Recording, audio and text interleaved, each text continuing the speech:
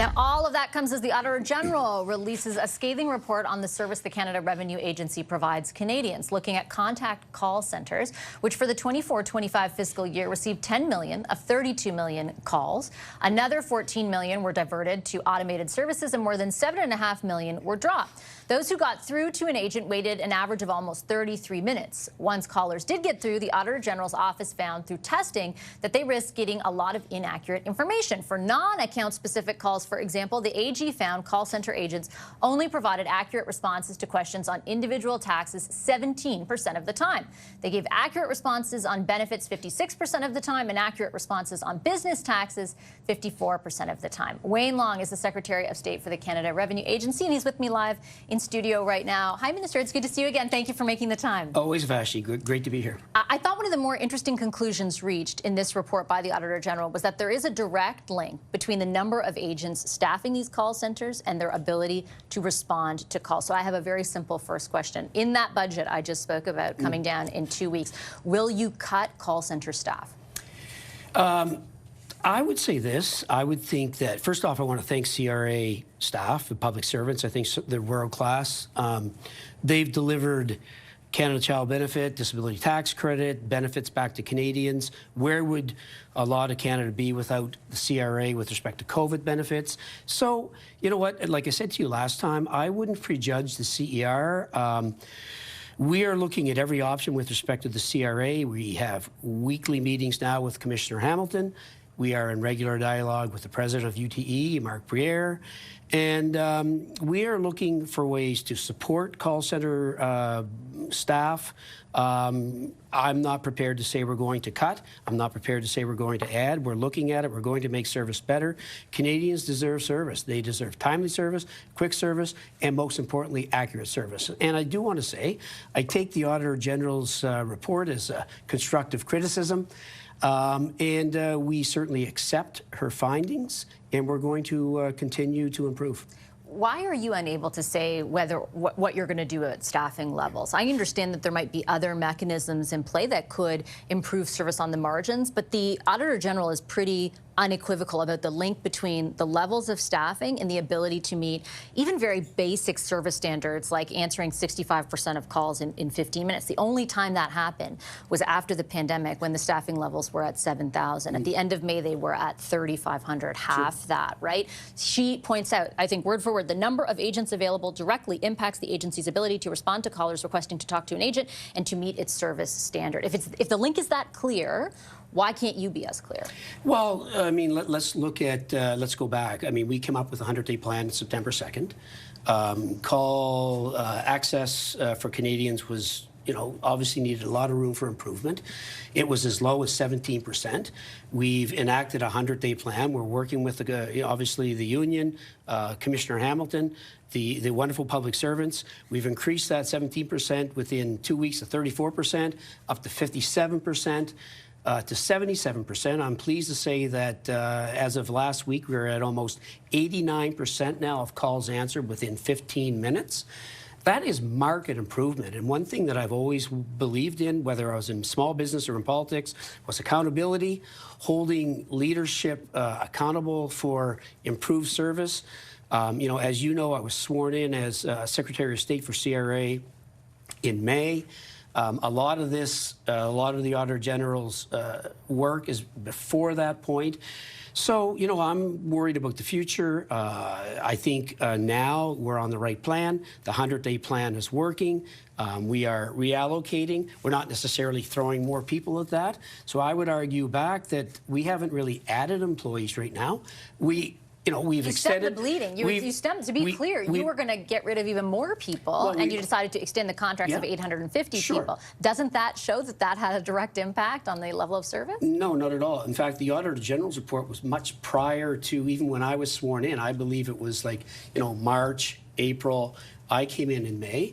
We are working with the leadership on a weekly basis. We are setting goals. We are reallocating some resources, but it's not as easy as just saying, you know, we're going to add more people and we're not going to cut. We're looking at every option. We're looking at equipping the call center workers with better digital services. We're looking upstream to see where the bottlenecks are. And I'm really, really happy with where we're at.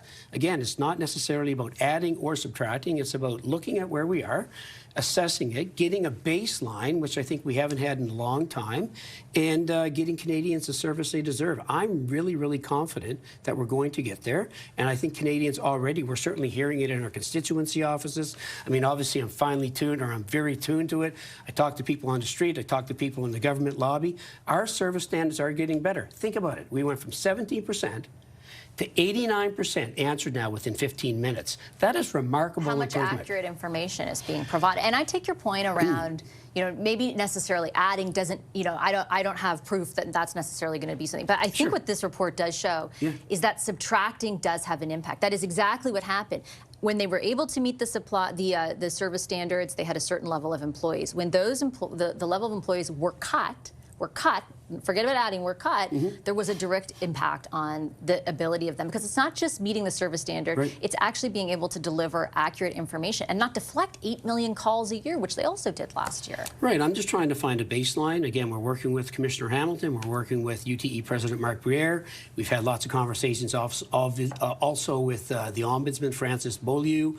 But you can't say you won't cut any more call service agents. No, I can't say I'm not going to cut. I'm not saying we're going to add. I think we want a baseline. We want to make sure that Canadians get the service they deserve. And that's, you know, equipping the call center operators with the right digital service package, making sure our AI systems are proper, making sure, like case in point, 300,000 Canadians called the CRA to have their accounts unlocked. I know. 300,000. I read it in the Yeah. So, you know, if we can start to improve those things, take some pressure off the calls, make our AI bots, if you will, more effective, feed them more information, then, you know, Canadians won't have to call. They won't have to wait in line. Another thing I wanted to point out is that we're looking at call scheduling. Instead of Canadians being frustrated on the phone, and we certainly have, many Canadians have been there, I certainly acknowledge that. Instead of waiting for too long, now we want to implement a service where they can actually schedule a call. The CRA agent will then call them back. They'll be prepared, obviously on both sides. We'll make sure we have the right agent call for the right thing. Call scheduling is working in our MP offices with respect to IRCC now. So again, there's lots of room for improvement. But a lot of that was identified back in 2017. There were even recommendations from the Auditor General's report at the time to implement the simplest of features in which, and there's an automated way of telling the person on the line how long the wait will be. None of that was ever adopted. Very, very little of it. And your party was in charge in 2017 and is in charge now. Why should Canadians trust you to actually lift what you're saying, what you're promising tonight you will? Well, as you may or may not know, I used to be in the hockey business. And that would be like asking, you know, somebody 7 years before I got there why season tickets weren't sold or why there weren't as many people going to games. I'm focused on... not if you were related, just as, you know, it's the same party in the government. Yeah, but it's a new government. Prime Minister Carney is keenly focused on improvements. I talk to him, you know, quite often about the CRA and where we're going. And you know what? I'm about looking forward. To stand still is to go backwards. I want to move forward. I want to move forward with a plan. We're working with all parties. Again, the public servants are not to blame. Let me be very clear on that. They haven't been equipped. They haven't had the right digital service packages. They've been overwhelmed because they haven't had the support around them. I am absolutely determined to get a baseline, what we need, what we don't need, how calls are allocated, how calls are distributed, and we are seeing improvements. Now, the 100-day plan is one part of the process. The Auditor General's report, we take it, we accept it, we will learn from it, and we will continue to move. I have also asked the CRA to come back with a 3- and 5-year plan as to where we want to go as a entity, how we can continue to improve. And I think I said to you before, I'm all about stretch goals. You know, shoot for the stars, and if you hit the moon, I'm happy. And I appreciate the ambition. Sure. But ultimately, like, people like me who represent Canadians are going to have to hold you to account on something specific. Is it just that you want that service standard to be met and exceeded? Is it that you'd like more than 17% of the responses to contain accurate information? Like, at the end of the 100 days, what will we judge you by, and what specific metrics? Well, one point on the 17%, I do want to clarify. That was 167 calls. Yeah. Only. A sample size that they chose. Yeah, of 167. CRA samples 100,000 people a year. Our numbers were almost at 90%. So, for example, 17%, somebody would call CRA and ask when they'd filed. And let's assume the CRA agent said April 30th, which would be accurate. And April 30th was on a Sunday.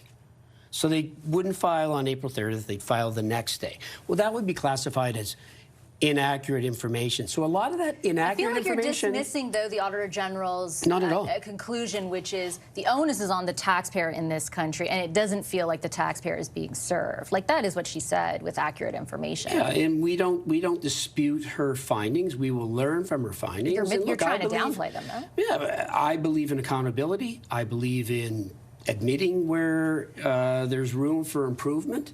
I am absolutely driven to work as a team collaboratively with the Commissioner, with UTE President, and we will get this right. We will make it better. We are making, I'm highly encouraged with 89%.